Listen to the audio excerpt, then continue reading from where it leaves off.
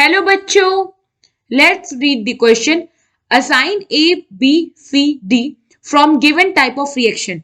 A for disproportionation reaction, B for comproportionation reaction, C for either intermolecular redox reaction or displacement reaction, and D for either thermal combination redox reaction or thermal decomposition redox reaction. MnO4 negative plus H plus plus Br plus forms Mn2 plus aqueous condition plus Br2. So question में हमारे पास ये reaction है MnO4 negative plus H plus plus Br negative forms Mn2 plus plus H plus Br. हमें बताना है कि ये reaction किस टाइप का है.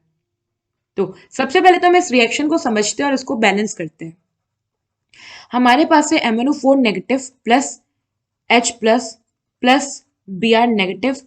प्रोडक्ट में हमें मिलता है Mn2 प्लस प्लस Br2 और इसके साथ साथ कुछ वाटर मॉलिक्यूल.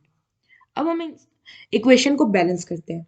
तो जब हम इस इक्वेशन को बैलेंस करेंगे तो ये हो जाएगा हमारा, ये हो जाएगा 2 और यहाँ पे हुआ 2, ये हो गया हमारा 2, ये हो जाएगा हमारा 8 और यहाँ पे हो जाएगा हमारे पास 16. तो ये हो गया हमारा इक्वेशन बैलेंस. नाउ अब हम देखते हैं कि इन पे ऑक्सीडेशन स्टेट क्या है. तो यहाँ जो हमारा मैंगनीज है, इसका ऑक्सीडेशन स्टेट जब हम निकालेंगे तो वो आएगा +7 और ईच ऑक्सीजन पे ऑक्सीडेशन स्टेट होता है -2. हाइड्रोजन पे होता है हमारा +1, ब्रोमीन पे होता है हमारा -1. मैंगनीज यहाँ आप देख लो, ये है +2 ऑक्सीडेशन स्टेट में. यहाँ Br2 है तो ब्रोमीन मॉलिक्यूल, तो इसका ऑक्सीडेशन स्टेट हो गया 0. हाइड्रोजन, ईच हाइड्रोजन पे होगा +1 और ऑक्सीजन पे हो गया -2. सो यहाँ अगर आप देखो तो मैंगनीज जो है वो +7 से +2 में गया है. इट मीन्स कि इसने 5 इलेक्ट्रॉन्स जो है वो गेन किया है. तो अगर इलेक्ट्रॉन गेन कर रहा है इसका मतलब है कि इसका रिडक्शन हुआ है. ना अब हम Br की बात करें तो यहाँ ब्रोमीन -1 में, यहाँ ब्रोमीन मॉलिक्यूल है, यानी कि इसने एक इलेक्ट्रॉन जो है वो डोनेट कर दिया होगा. और इलेक्ट्रॉन डोनेट कर दिया इसका मतलब इसका ऑक्सीडेशन हो गया. बाकी अब देखो तो हमारे जो हाइड्रोजन और ऑक्सीजन है, रिएक्टेंट और प्रोडक्ट साइड दोनों, उस केस में इनका ऑक्सीडेशन स्टेट सेम है.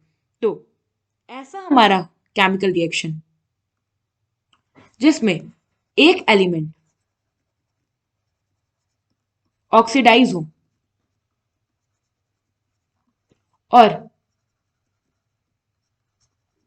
अनदर एलिमेंट जो है वो रिड्यूस हो, तो ऐसे रिएक्शन को हम कहते हैं रिडॉक्स रिएक्शन. अब रिडॉक्स रिएक्शन में किस तरह का रिडॉक्स रिएक्शन है, तो अगर आप देखो तो यहाँ पे दो डिफरेंट मॉलिक्यूल्स के बीच में रिडॉक्स रिएक्शन हो रहा है. तो इसलिए ये हो गया हमारा इंटर मॉलिक्यूलर रिडॉक्स रिएक्शन. तो यहां पे हमारा ये सी वाला करेक्ट हो जाएगा. आई होप आपको ये क्वेश्चन समझ में आया होगा. Thank you.